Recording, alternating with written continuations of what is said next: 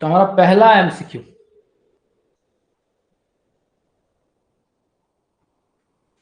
तो पहला एमसीक्यू है, what is the primary objective of Sarva Shiksha Abhiyan launched in 2001, promote higher education for rural youth, universalization in elementary education for children aged 6 to 14, establish technical education institution, provide free meals to students in school। बहुत आसान सवाल है। आसान इसलिए लग रहा है क्योंकि अभी अभी आपने पढ़ाई किया।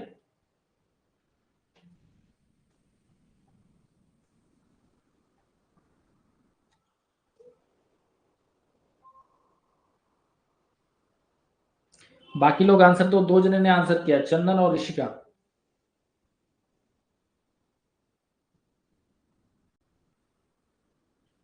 राइट आंसर है B is the right answer.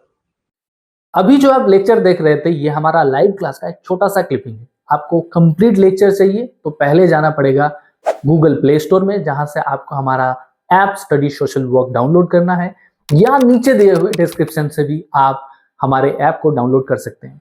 आपको एक कोर्स देखने को मिल जाएगा, UGC net JRF social work champion course 2025। इस कोर्स के अंदर हम लोगों ने बहुत ही प्यार से पूरा कोर्स को कवर किया है, कंप्लीट सिलेबस और आपको रिकॉर्डेड और लाइव क्लासेस दोनों मिल जाएगा। हर एक चैप्टर का स्टडी मटेरियल और previous year question and chapter wise question को कवर किया हुआ है।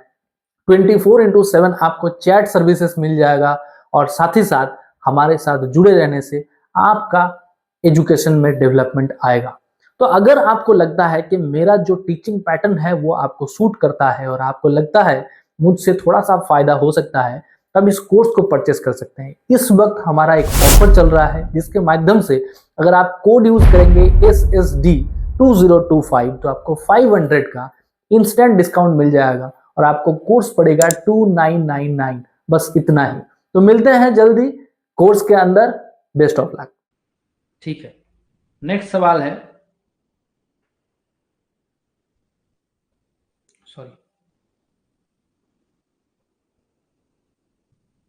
ये वाला है, देख लेता हूँ, गलत तो स्क्रीन में खोल दिया। हाँ ठीक। तो दूसरा सवाल ये है, अंडर द सर्व शिक्षा अभियान which scheme provide residential school for disadvantaged girl for SC ST OBC minority community। ठीक है, ऑप्शन है महिला सक्षम सक्षम स्कीम, दूसरा है कस्तूरबा गांधी बालिका विद्यालय मिड डे मील स्कीम, और पढ़े भारत बड़े भारत। तो पढ़े भारत बड़े भारत तक तो पहुंचे नहीं अभी तक। हाँ, राइट आंसर है B is the right answer, Kasturba Gandhi Balika Vidyalaya scheme. भूल मत जाना, बस ज्यादा मुश्किल नहीं है सवाल, आसानी आएगा।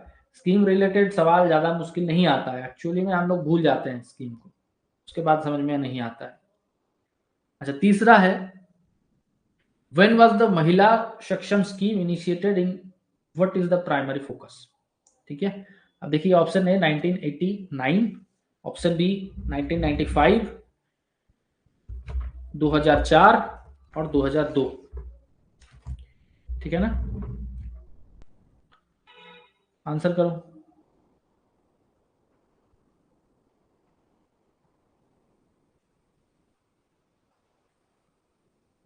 महिला समीक्षा स्कीम कब डेवलप हुआ था?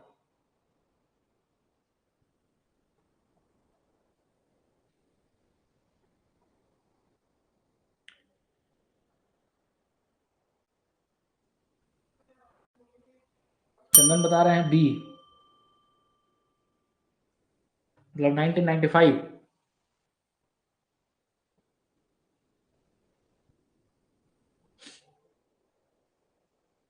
बाकी लोग आंसर करो।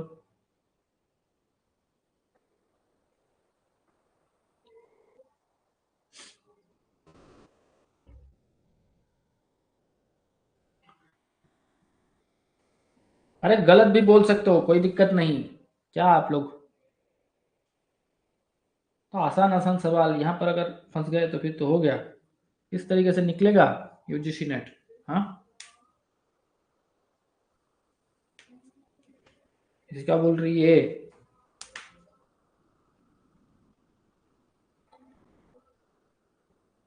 देखो राइट आंसर है ए। हाँ अभिचंदन भुरे सर है, ठीक है। राइट आंसर है ए, क्योंकि ऑप्शन को पहले अच्छे तरीके से देखो। To empower rural women through education, और दूसरा है to promote technical education among women. क्या टेक्निकल एजुकेशन, किसी भी चीजों के टेक्निकल एजुकेशन में नहीं गए ना हम लोगों ने एजुकेशन का ही बात किया रूरल वुमेन के बारे में, है ना। तो 1989, लेकिन ऐसा जरूरी नहीं है कि आपको ऑप्शन इतना बढ़ा दिया जाए, सिर्फ और सिर्फ ईयर को भी दिया जा सकता है, ठीक है। फोर्थ वाला क्वेश्चन बताइए, what is the official name of mid day meal scheme introduced in 1995? Option देखिए, मेरे को जवाब दीजिए। सर्व शिक्षा अभियान स्कीम, नेशनल, ये तो बहुत ज्यादा आसान हो गया, गलत सवाल है, चलो इसको छोड़ो, 5 में जाते हैं। हाँ हाँ जवाब दे ही दिया कुछ बहुत ज्यादा आसान हो गया ना, तो इसको हम लोग एलिमिनेट कर देते हैं। This is not the up to the mark question, है ना। अब एक अच्छा क्वेश्चन आया है, which article of the Indian constitution associated with right to education? ठीक है, राइट टू एजुकेशन एक्ट 2009 में आया था, और कौन से आर्टिकल राइट टू एजुकेशन के साथ कनेक्टेड है? आर्टिकल 14, मतलब ये फंडामेंटल राइट्स के अंदर आती है। आर्टिकल 21A, ये भी फंडामेंटल राइट्स के अंदर आती है। आर्टिकल 45, ये आ जाती है डीपीएसपी के अंडर, और आर्टिकल 51A ये आ जाती है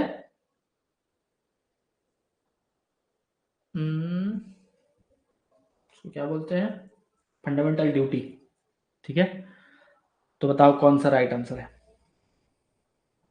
मैं आपसे 1 मिनट के लिए बात करना चाहता हूँ। आप हो सकता है काफी दिनों से हमारे इस चैनल को विजिट कर रहे हैं, यहाँ से पढ़ाई कर रहे हैं और बिना लाइक और सब्सक्राइब किए चले जा रहे हैं।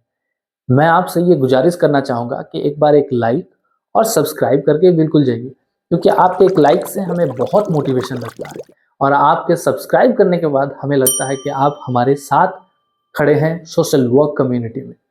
तो मैं इसीलिए चाहता हूं कि आप लाइक और सब्सक्राइब करके जाइए, अपना फीडबैक भी देते जाइए भैया कि कैसा लगा, अच्छा लगा, बुरा लगा, मन का जो भी है वो भी बताते जाइएगा, और अगर उससे भी अच्छा लगा तो शेयर कर दीजिएगा अपने दोस्तों के साथ।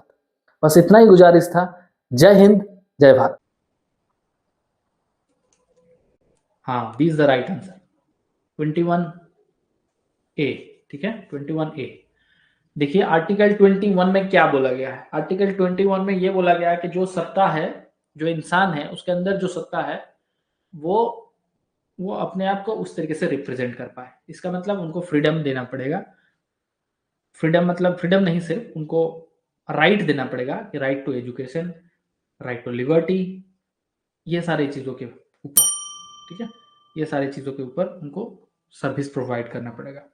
और देखिए आर्टिकल 45 एंड आर्टिकल 51A, ये दो आर्टिकल भी ना कहीं राइट टू एजुकेशन के ऊपर ही बात करती है। आर्टिकल 45 के अंदर ये बात किया जा रहा है कि सारे बच्चों को एजुकेशन प्रोवाइड, राज्य मतलब एजुकेशन मिलना चाहिए, ठीक है। हम लोग मतलब इस तरीके से प्रोजेक्ट, जैसे डीपीएसपी है तो डीपीएसपी का फंडामेंट यही है ना कि वो ये बताती है कि इस तरीके से कंट्री को हम बनाएंगे, हमारे सिटीजन को ये सारे राइट देंगे, है ना। मतलब होना चाहिए, शुड भी हो जाता है, होना चाहिए। तो 45 के अंदर ये कि इस तरीके कोई सब सारे बच्चों को एजुकेशन प्रोवाइड होना चाहिए, तो कहीं ना कहीं राइट टू एजुकेशन को भी इनहेंस करती है 45, आर्टिकल 45। और article 51A is also saying the same कि हमारे ये कर्तव्य है कि हमारे बच्चों को एजुकेशन प्रोवाइड करना चाहिए, ठीक है। तो ये, लेकिन जब हम बात करेंगे कि right to education act, RT act 2009, तो वो डायरेक्टली कनेक्टेड है 21A के साथ, ठीक है, ये आप लोगों को याद रखना है। अच्छा, उड़ान प्रोजेक्ट के बारे में क्वेश्चन है, इसको भी हम लोग एलिमिनेट कर देंगे, हम लोग आगे बढ़ जाएंगे, क्योंकि उड़ान हम लोगों ने आज पढ़ा नहीं।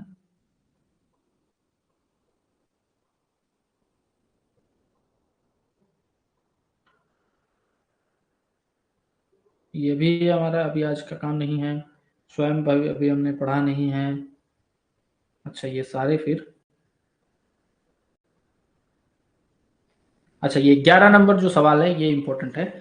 द महिला Samiksha scheme implemented the goal of which national policy? National policy on education, national policy for empowerment of women, national skill development policy, national nutrition policy. 11 वाला आंसर करो। इशिका कह रही ए।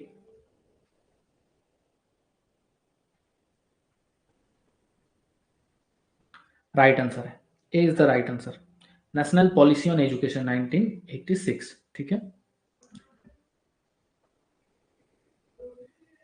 और कोई है? देखो यहां पर है 12 number, which programme aims to reduce disparities in education among different social groups under Sarva Shiksha Abhiyan. Kasturba Gandhi Balika Vidyalaya scheme, पढ़े भारत बढ़े Bharat, national literacy mission, Mahila Samiksha scheme. Which programme aims to reduce disparities in education among different social groups. जवाब दीजिए।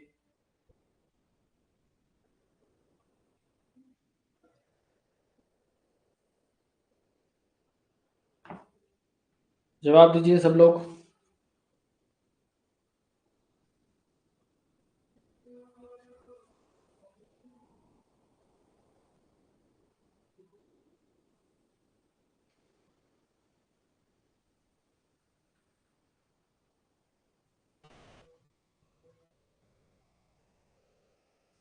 ठीक है, सबका जवाब है ए, Kasturba Gandhi Balika Vidyalaya scheme. A is the right answer. कैसे है ये राइट आंसर? देखिए क्या क्वेश्चन किया जा रहा है, which programme aims to reduce disparities in education among different social groups under Sarva Shiksha Abhiyan. तो ये सब एक तो सर्व शिक्षा अभियान के साथ डायरेक्टली कनेक्टेड है कस्तूरबा गांधी बालिका विद्यालय। ठीक है, तो इसके लिए पहला एक तो मतलब आपको बूस्ट मिल गया। दूसरा है कि कस्तूरबा गांधी बालिका विद्यालय के अंडर यही ऑब्जेक्टिव था कि जो लोग पिछड़े हुए हैं उस ग्रुप को मेन स्ट्रीम में लाना। ठीक है ना, इसके लिए सर्विस प्रोवाइड करना, जैसे लॉजिंग फूडिंग का सर्विस प्रोवाइड करना। तो इसीलिए डिफरेंट सोशल ग्रुप्स का अगर हम बात करेंगे तो Kasturba Gandhi Balika Vidyalaya scheme is the important thing, मतलब वो राइट आंसर हो जाएगा। ठीक है, तो हम लोगों ने कर लिया 5-6 एमसीक्यूज कर लिया। बाकी एमसीक्यूज जो भी टॉपिक हमारा आज छूट गया उसके ऊपर है, तो हम लोग नेक्स्ट डे बाकी टॉपिक को भी कवर कर लेंगे। ठीक है।